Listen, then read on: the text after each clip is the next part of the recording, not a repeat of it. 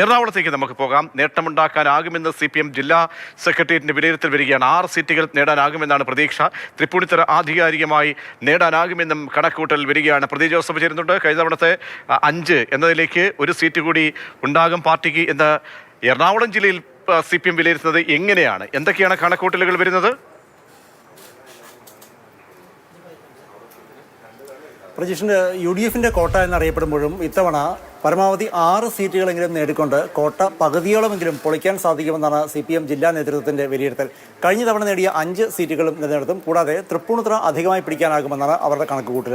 തൃപ്പൂണിത്തുറയിൽ ഇത്തവണ നേർക്കുനേർ ഏറ്റുമുട്ടിയത് കഴിഞ്ഞ തവണ വൈപ്പിനിൽ മത്സരിച്ച അതേ സ്ഥാനാർത്ഥികൾ തന്നെയായിരുന്നു. അതായത് വൈപ്പിനിലെ സിറ്റിംഗ് MLA ആയിരുന്ന KN ഉണ്ണികൃഷ്ണനും കഴിഞ്ഞ തവണ വൈപ്പിനിൽ മത്സരിച്ച ദീപക് ജോയിയും. ഇരുവരും തമ്മിൽ അതിശക്തമായ മത്സരം നടന്നിട്ടുണ്ട്. കുറഞ്ഞ ഭൂരിപക്ഷത്തിലാണെങ്കിൽ തന്നെ KN ഉണ്ണികൃഷ്ണന് വിജയം അസാധ്യമല്ല എന്നാണ് CPM ജില്ലാ നേതൃത്വത്തിൻ്റെ കണക്കുകൂട്ടൽ. മാത്രമല്ല തൃപ്പൂണിത്തുറയിൽ NDAയ്ക്ക് വേണ്ടി 2020 സ്ഥാനാർത്ഥിയായിരുന്നു മത്സരിച്ചിരുന്നത്. ഇവർ വലിയ തോതിൽ വോട്ട് പിടിക്കില്ല എന്നായിരുന്നു ആദ്യ ധാരണയെങ്കിലും കുറച്ചുകൂടി കൂടുതൽ പ്രതീക്ഷിച്ചതിനേക്കാൾ കൂടുതൽ വോട്ടുകൾ പിടിച്ചേക്കാം. അത് തങ്ങളുടെ വിജയത്തിന് അനുകൂലമായി മാറും. അങ്ങനെയാണ് തൃപ്പൂണിത്തുറ അക്കൗണ്ടിൽ ഉൾപ്പെടുമെന്ന് CPM ജില്ലാ നേതൃത്വം കണക്കുകൂട്ടുന്നത്. കോതമംഗലം നിലനിർത്താനാകും എന്ന് തന്നെ അവർ പറയുന്നു. കാരണം ജനകീയനായ നേതാവാണ് ആന്റണി ജോൺ. സ്വാഭാവികമായും കോതമംഗലം കിട്ടും. മാത്രമല്ല കളമശ്ശേരിയിൽ അതേസമയം UDF സ്ഥാനാർത്ഥിക്ക് അനുകൂലമായി ഒരു വിഭാഗം ന്യൂനപക്ഷ വോട്ടുകളുടെ ഏകീകരണം ഉണ്ടായിട്ടുണ്ട്. എങ്കിൽ തന്നെ അതിനെ മറികടക്കാൻ P രാജീവിൻ്റെ വ്യക്തിപ്രഭാവത്തിന് കഴിയും. മാത്രവുമല്ല വികസന നേട്ടങ്ങൾ ഉയർത്തി കാണിച്ചുകൊണ്ടാണ് P രാജീവ് വോട്ട് നേടിയത്. കളമശ്ശേരി മണ്ഡലത്തിൽ ഒട്ടേറെ വികസന പദ്ധതിയിൽ മന്ത്രി എന്ന നിലയിലും MLA എന്ന നിലയിലും അദ്ദേഹം നടപ്പിലാക്കി. ഇതും കൂടാതെ രാജീവിൻ്റെ വ്യക്തിബന്ധങ്ങളും കൂടിയാവുമ്പോൾ രാജീവ് തന്നെ കളമശ്ശേരിയിൽ വിജയിക്കുമെന്നാണ് LDF കണക്കുകൂട്ടുന്നത്. മറ്റൊന്ന് വൈപ്പിനാണ്. വൈപ്പിനിൽ SFയിലൂടെ വന്ന MB ഷൈനിയാണ് ഇത്തവണ സ്ഥാനാർത്ഥിയായിരുന്നത്. ഷൈനിയുടെ വ്യക്തിപ്രഭാവം തന്നെ വലിയ തോതിൽ സ്ത്രീകളെ ആകർഷിച്ചിട്ടുണ്ട്. സ്ത്രീകളുടെ വോട്ട് സ്വാഭാവികമായും കൂടുതലായും LDFന് കിട്ടും. അങ്ങനെ MB ഷൈനിയും കയറി വരുമെന്ന് അവർ കണക്കുകൂട്ടുന്നു. അതേസമയം കുന്നത്തുനാടും തങ്ങൾക്ക് ഒപ്പം പോരുമെന്നുള്ള ഉറച്ച ആത്മവിശ്വാസമാണ് LDF നേതൃത്വം പുലർത്തുന്നത്. നമുക്കറിയാം 2020യുടെ പ്രഭവ കേന്ദ്രമാണ് കുന്നത്തുനാട് എന്ന് പറയുന്നത്. 2020 വലിയ തോതിൽ വോട്ട് പിടിക്കുമെന്ന് അവർ കണക്ക് കൂട്ടുന്നു. എന്തായിരുന്നാലും UDF ക്യാമ്പും ഈ കുന്നത്തുനാടിനെ സംബന്ധിച്ച് തികഞ്ഞ ആത്മവിശ്വാസത്തിലും പ്രതീക്ഷയിലുമൊക്കെയാണ്. ഇതിനിടയിൽ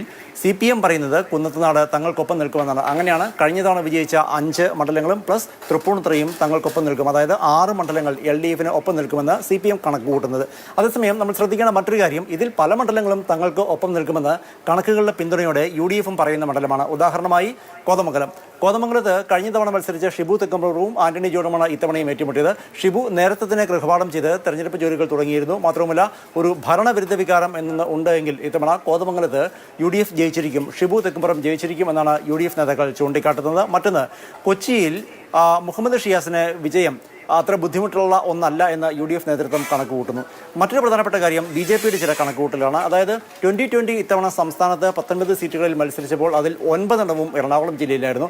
ഇതിൽ BJPയുടെ സാധാരണ പ്രവർത്തകർക്കും പ്രാദേശിക നേതൃത്വത്തിനുമൊക്കെ ആദ്യഘട്ടങ്ങളിൽ ചില എതിർപ്പുണ്ടായിരുന്നു 9 സീറ്റുകളും 2020ക്ക് വിട്ടുകൊടുത്തതിൽ. എന്നാൽ തൃപ്പൂണിത്തുറയിലെയും മറ്റും 2020 സ്ഥാനാർത്ഥിയായ അഞ്ജലി നായർ പ്രചാരണത്തിൽ വലിയ മുന്നേറ്റമാണ് നടത്തിയത്. പ്രതീക്ഷിച്ചതിനും അപ്പുറമുള്ള വോട്ടുകൾ അവർ നേടുമെന്ന് ഇപ്പോൾ BJP നേതാക്കൾ തന്നെ സമ്മതിക്കുന്നുണ്ട്. മാത്രമല്ല പ്രചാരണത്തിലെ ആദ്യഘട്ടത്തിലെ ആ ഒരു പരിഭവമൊക്കെ മാറ്റി തൃപ്പൂണിത്തുറയിൽ എല്ലാവരും ഒറ്റക്കെട്ടായി നിന്നു. അത് അനുകൂലമായി മാറുമെന്ന് അവർ കരുതുന്നു. എന്തായിരുന്നാലും ഈ തെരഞ്ഞെടുപ്പ് കഴിയുമ്പോൾ 2020 എത്ര വോട്ടുകൾ നേടി എന്നത് സംബന്ധിച്ച് വിശദമായ ഒരു കണക്കെടുപ്പ് BJP ജില്ലാ നേതൃത്വം നടത്തും എന്നുള്ള കാര്യം ഏതാണ്ട് ഉറപ്പാണ്. കാരണം നേരത്തെ പറഞ്ഞതുപോലെ 9 സീറ്റുകൾ 2020ക്ക് വിട്ടുകൊടുത്തതിൽ ഒരു പരിഭവം ഉണ്ടായിരുന്നു. എന്തായിരുന്നാലും 3 മുന്നണികളും പ്രതീക്ഷയിലാണ്. പക്ഷേ യാഥാർത്ഥ്യബോധത്തോടെ പറയുമ്പോൾ നിലവിലുള്ള 14 സീറ്റുകളിൽ ഒരുപക്ഷെ 5 എണ്ണം തന്നെ നിലനിർത്തേക്കാം. അതല്ലെങ്കിൽ 5 എന്നുള്ളത് LDFിൻ്റെ ഭാഗത്ത് നിന്ന് 6 സീറ്റായി മാറുകയും ചെയ്തേക്കാം. അതേസമയം വൈപ്പിനിലെ ഫലം എന്തായിരിക്കും എന്നത് സംബന്ധിച്ച് ഇരു മുന്നണികളും തികഞ്ഞ അവകാശവാദം ഉന്നയിക്കുന്നുണ്ട്. ടോണി ചമണിയാണ് UDFിന് വേണ്ടി വൈപ്പിനിൽ മത്സരിച്ചത്.